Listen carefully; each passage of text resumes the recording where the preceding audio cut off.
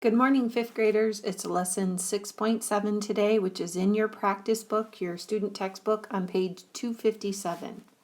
So we're going to be looking at additive comparisons and multiplicative comparisons. Let's go to the right page here. Here we go. So for each problem, we're going to draw a model and write additive comparison or multiplicative comparison. And then we're going to write and solve an equation to solve the problem. Okay. Oops, sorry. All right, newborn Lila is 44.5 centimeters tall. Her brother, Tremaine, is 4 times as tall. So since it says times right here, we know it's going to be a multiplicative comparison.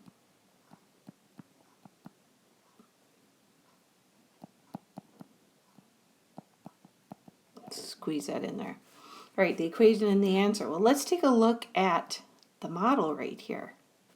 So I drew this out a little bit ahead of time. So we've got Tremaine. Tremaine is right here, and it says that he's 4 times taller.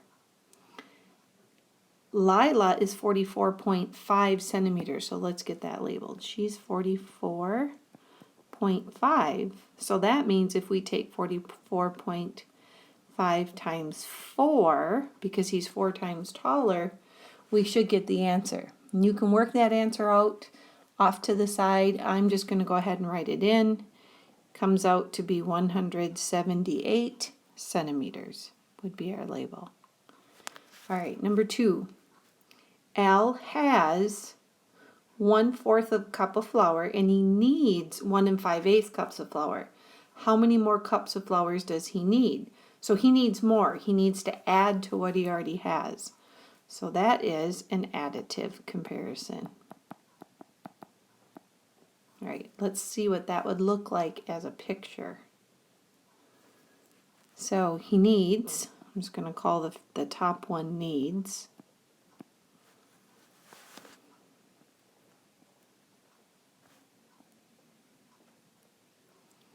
One 5/8. Al has 1/4 of a cup. So he's only got a small portion of that. That's your 1/4. So how much more is he going to need? And we'll let n stand for that unknown variable. So our equation for this one would be, let's give myself some room. We're going to have 1/4 plus n is going to give us 1 5/8. That means we're going to take the 1 5/8 and we're going to subtract the 1/4. You'll find a common denominator, subtract those out, and you end up with 1 3/8 cups is what he's still going to need. There we go. Amani completed a 200-meter race in 25.0 seconds, and Talia completed the same race in 1.17 fewer seconds. How long did it take Talia to complete the race? So this is going to be an additive comparison. Let me change my color here.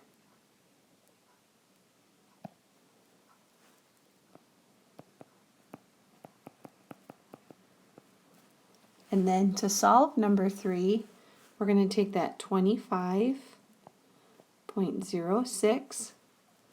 We'll subtract the 1.17 because it says that Talia completed the same race. She completed it more quickly because it says 1.17 fewer seconds. So when we subtract those two numbers, don't forget to line up your decimal when you're subtracting and adding.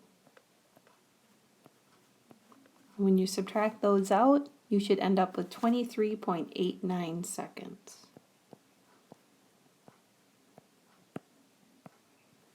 Remember, if you want to stay, a little bit ahead of me and then check your answers, that's perfectly fine. Number 4, a high school has 1,446 students enrolled. A middle school has 1/6 as many students enrolled. as the high school.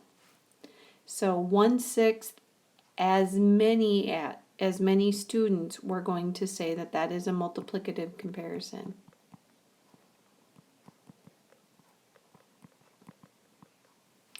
And then we have to find 1/6 of 1,446. So this is a matter of taking 1,446, because we end up with 1,446 over 6. So we're going to do division for this one, which you just practiced before we went back to Unit 6. So 6 times 2 is 12. We get 2 left over. Bring down the 4. 6 times 3 is 24. Nothing left over. Bring down that 6 right here. And then 6 goes into 6 once. So it's 200. Whoops. Sorry about that mistake there. Did you catch it? I should have wrote a 4 there. There we go. It's 241 students. And I'll just abbreviate that label. All right. Let's look at the next part. At the time of the 2010 Ohio Census, 155,416 more people lived in Cincinnati than in Dayton.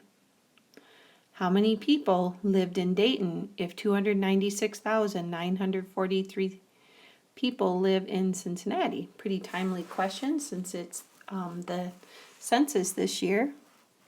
So to solve this one, we're going to have 296,943, and we subtract the 155,416. Oops, I don't know why that's cloud is showing up on my screen here. Something's trying to sync. 155, let's try that again, 416, and then you can do the work off to the side.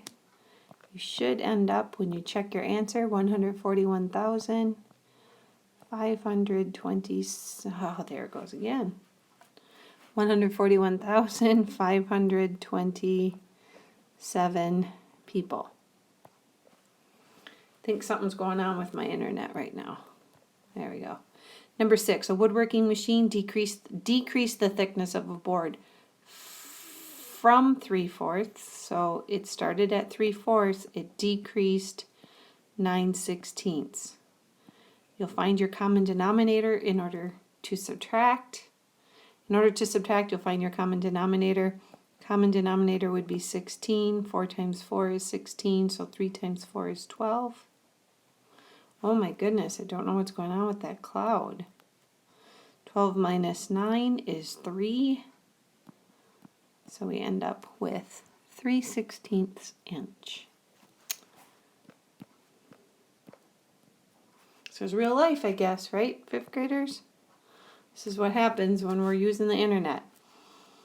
Okay, Tyler has saved, oh my goodness, there it goes again. Tyler has saved $14.25 of his allowance. He'd like to buy a computer game that costs $15.70 more than what he's already saved. So that's an addition problem. He already has $14.25. He needs to save $15.70 more. So we end up with $29.95.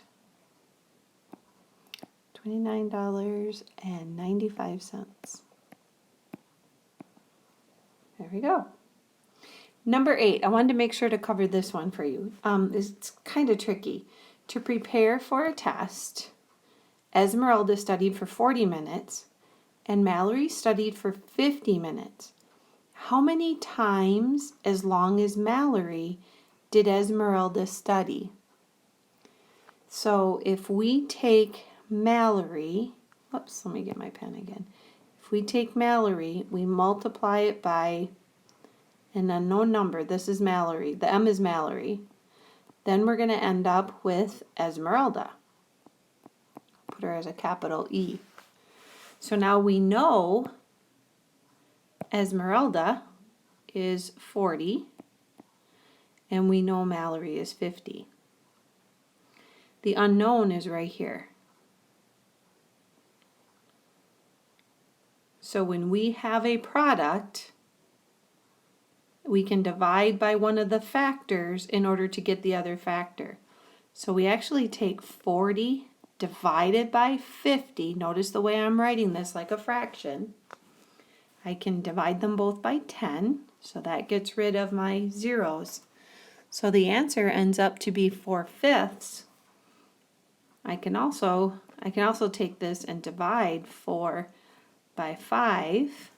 I'm going to put a 0.0 here. 5 goes into, whoops, sorry about that. See, teachers make mistakes all the time. All right. 5 goes into 48 times. So how many times as long as Mallory did Esmeralda study? She studied 8/10 times more, or you could say 4/5 times more. Either answer would be fine for this one.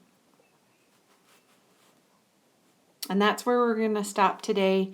I don't want to use up your whole morning with going through the problems, but this will help you quite a bit with problem solving. If you have any questions, make the practice done, check your answers, don't forget your labels. Have a great rest of your day.